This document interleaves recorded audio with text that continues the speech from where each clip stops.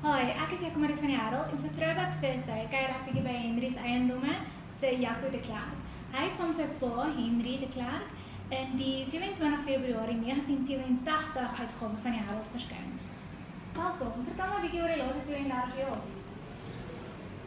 Ja, ek was daar jare saam met my pa in besigheid gewees, as agent, nie as prinsipaal nie. Ons was toen nog in die dorp gewees, voor ons uitgeskuif hiernatoe.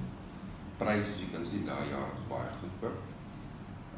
Alhoewel het duur was.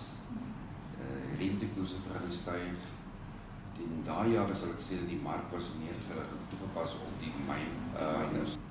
Ja, sê dit het baie verander. En het hierdie perseel bekom so 27 jaar terug. En ek het hiernatoe geskuif, die besigheid oorgeneem. En van daar af is al die pad hierso, mense gesien kom en gaan. En alle eiendoms wat het my gevolg daarna, ek dink die eerste die stap gedoen om die nou te trek. Maar aanpassing gewees, maar ek nie bewerk. Ek nog steeds hierso, is al baie lang as prinsipaal, ek is ook 'n pryser, en ek sal ander werk tot dit nie meer lekker is. En vertel my hoe wat het om so langs met jou pa te werk? Ons het so ongeveer 5 jaar saam gewerk. Ek dink ek het baie my sukses toe te skryf aan wat hy my geleer het. Hy was 'n baie opregte, eerlike man.